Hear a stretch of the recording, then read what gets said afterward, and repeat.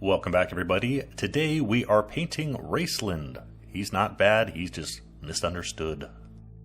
This is a totally not copyrighted Raistlin miniature from Primal Collectibles, and yeah, we're going to be painting this up today. If you are unaware, Raistlin is from the Dragonlance universe, and he starts off as a red-robed neutral wizard before switching to the kind of evil black robes and eventually destroys the world. Spoilers. So to begin with, over our black primer, starting off with some game color evil red. This basically serves just as a undercoat because we need to build up our red color because it is very transparent. And I'm using it here mainly because this is one of the new Vallejo game colors, and I wanted to try it. So we have to put something down. Let's put down some evil.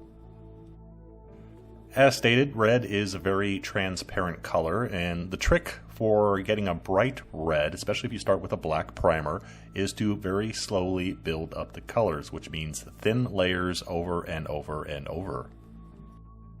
So we go from the evil red to the mix of the nocturnal and evil red before we get to our actual base coat color, which is going to be gory red.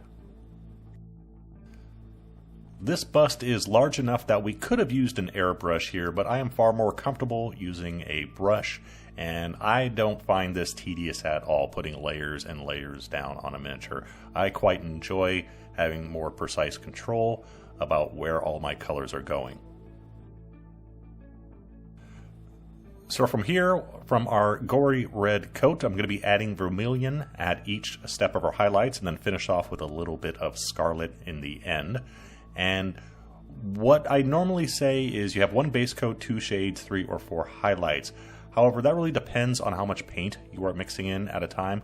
We have a very large surface area here and relatively flat, smooth surface area.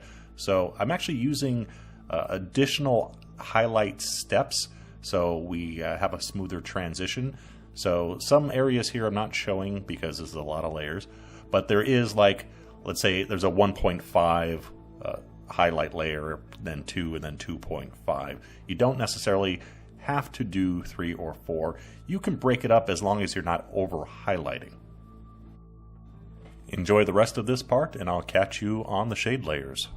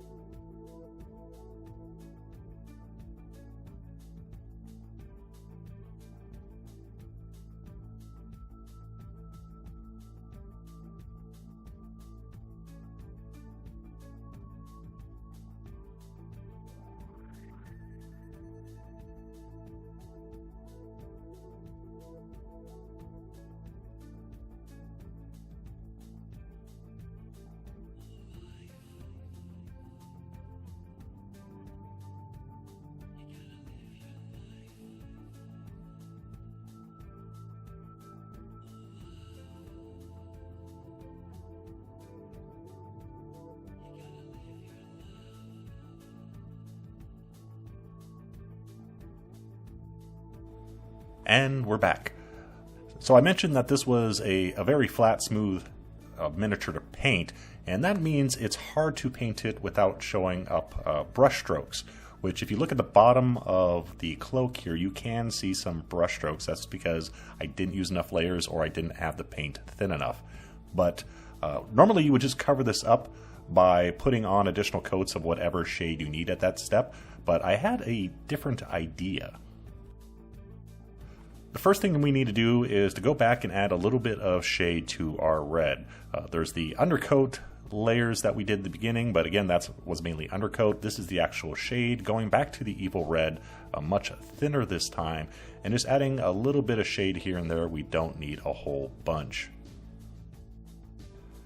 Then what I decided to do was actually this time break out the airbrush and start airbrushing some very transparent black on the bottom of the robes. Now this is going to do two things. First of all, it's going to cover my boo-boos, and it's going to be a lot smoother here because we are using the airbrush. And secondly, the idea I had was, as I mentioned in the beginning, Raistlin goes from red to black robe, so I decided, hey, let's show that on the miniature itself. So we're going to have red basically on top of the miniature, and then he's going to slowly transform to black as he moves further down the bust. By the way, the mix I'm using here in the airbrush is black paint, and then I have it mixed with some gloss varnish along with a little bit of thinning medium. And the gloss varnish is actually to make the paint more transparent, but not to thin it out to the point where it starts to get runny, so it keeps some viscosity to it so I can airbrush it more smoothly through the airbrush. This bust has a lot of hard to reach areas, so we have to paint things in a certain order so I don't get paint on something I already painted.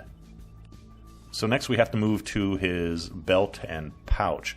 And first I put down chocolate brown, and I realized, no, I want a darker brown. But rather than repaint the whole thing, I just hit it with a heavy wash of black paint. So that'll darken our brown and get to a color closer to what I actually want to use.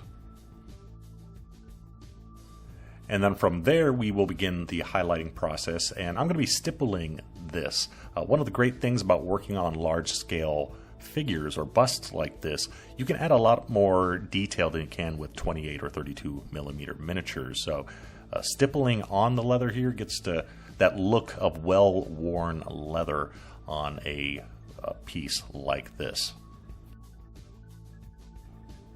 Once all our stippled highlights are in place, I'm going to go back and give the whole thing kind of a heavy glaze of brown ink. And that's going to tie all our stippling together. It's going to smooth it out, and also gives a subtle sheen to the leather.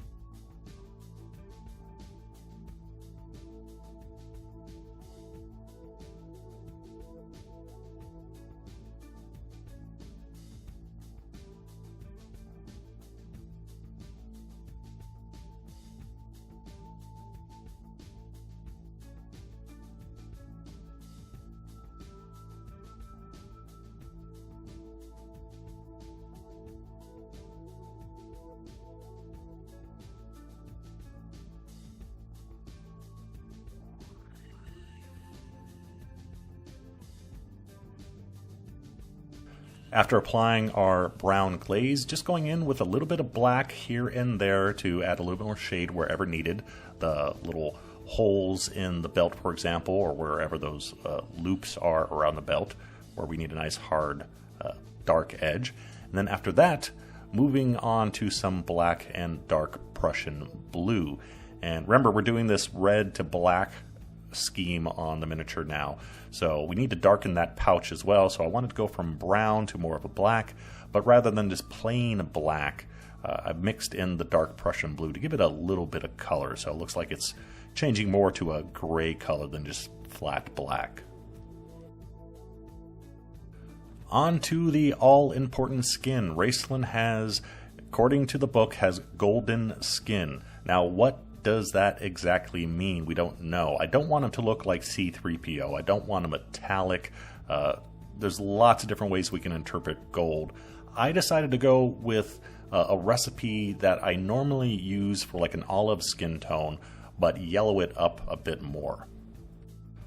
So I started off with camo medium brown, and then over that English uniform. And then to the English uniform, I'm going to be adding basic skin tone, I think 3 times, for our highlights. This way, the skin will have some brown tones in it, and something a little bit more human. It's definitely an non-human skin tone that he has. It's definitely a yellow tone, but there's still some remnants of humanity there. I think this looks a lot better than if we just use pure yellows or pure yellow-brown colors to represent gold on the miniature. And as we add the basic skin tone, that's going to get a little, just a small amount of warmth into our highlights. Not turning it pink at all, very small amounts of basic skin tone here, but it does at least make him look alive and not like, again, C-3PO.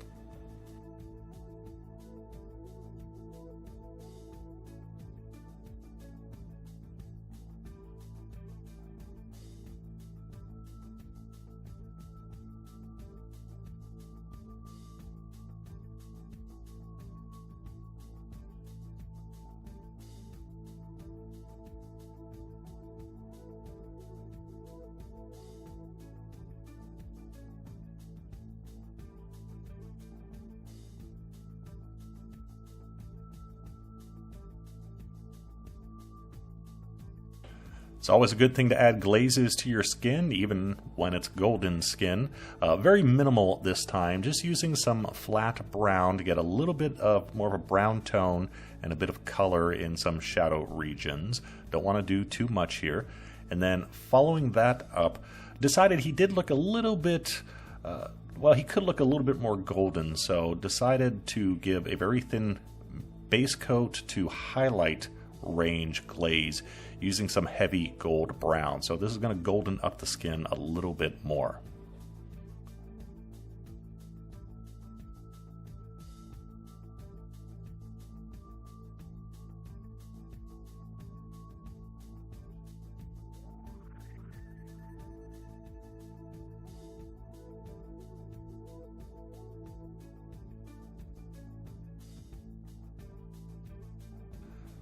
I tried to record painting the hair, but I had to twist and turn the miniature a whole bunch of different ways to get to it. Basically, I started off with Stonewall Gray, hit it here with a wash of Camo Black Brown and Black, and then went back, reapplied the Stonewall Gray, and then just a little bit of white added for a final highlight. Remember, whenever you hear something like you're painting hair white, that doesn't necessarily mean you're going to grab the white paint. White can mean a lot of different shades between a light gray and white. And using pure white here would be too stark. So that's why we're going with the gray and darkening it a little bit. If I didn't tell you what colors I used here, you would still say it's white hair, I think.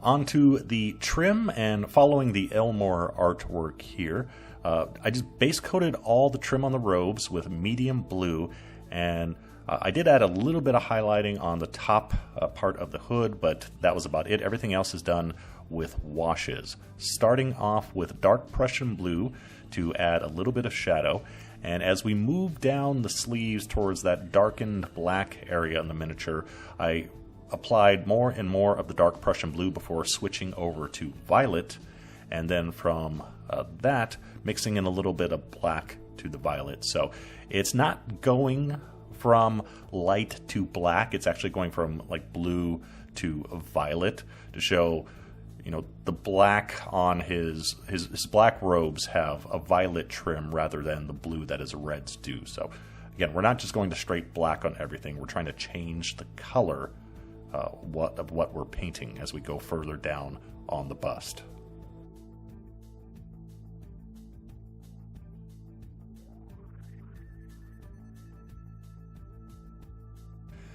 And here is the fun part, painting all the trim on the trim. All those raised runes and, well, trim. Again, starting off with a very, very light gold color, silver mixed with glorious gold, and then switching over to straight gold, and then starting to mix some brown ink to darken the gold.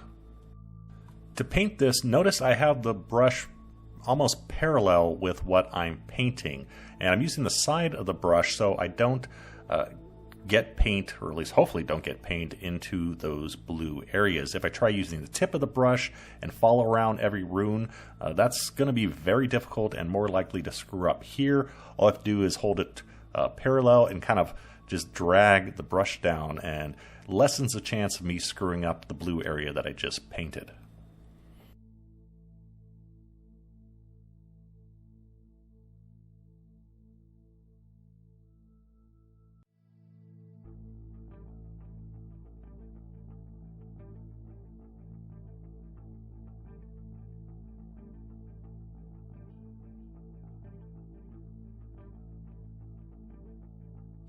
Last thing to paint is his mighty ball. This is supposed to be a clear crystal. Obviously, we cannot paint that, so I'm going for a white, which is close as we can get to transparent, kind of make it look more like a pearl. Starting off with a mix of pale blue gray and white, and slowly mixing in more white as we get towards the top of our globe. I did this in about 5 steps because I have the paint very thin and I'm making very small transitions because I want this as smooth as possible. We are painting a ball here. There's no areas to hide our mistakes. And then a little bit of shadow, first starting off with some very, very thin stormy blue, about 2-3 coats of this, then switching over to violet, and then even adding a little pink on top. So our globe kind of follows the colors that we used on the miniature, or at least on the trim. Having that blue, then going to the violet, and then a little bit of pink on top that you can't see too well on camera to show the red part of the robes on top. So it's like poetry, it rhymes.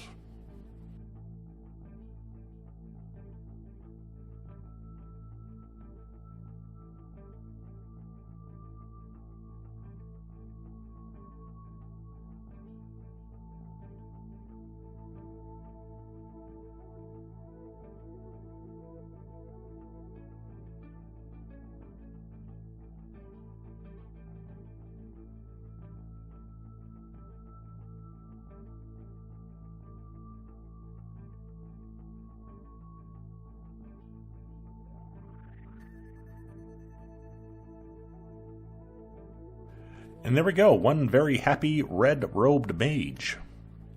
I am quite pleased with the results, and mainly it's because I really like painting busts and large-scale figures. Maybe it's my eyes as I get older, but just the larger surface areas, you can do a lot more with them, and I find them much more fun to paint than teeny tiny little straps all over a 28mm miniature. I'm sure some of you are not liking the skin. He should be more golden, but, you know, artistic interpretation and all that. I wanted something that looks at least somewhat human and less robot. The red-black transition doesn't work that well, I admit it. It's mainly due to the fact of the bust that we're painting. It's a bust. I have a limited amount of surface area to make that transition work from top to bottom. If we had a full figure here, it would have been much, much easier. But overall, I still like it, and I think I'm going to do a few more of these. So tune in here or on the Twitch channel. You can see me paint some more very big Dragonlance. Thank you for watching. Hope you learned something. See you next time. Bye-bye.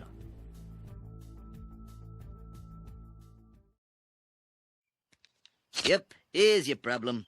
Someone set this thing to evil. I love you, Homer. Come here, you.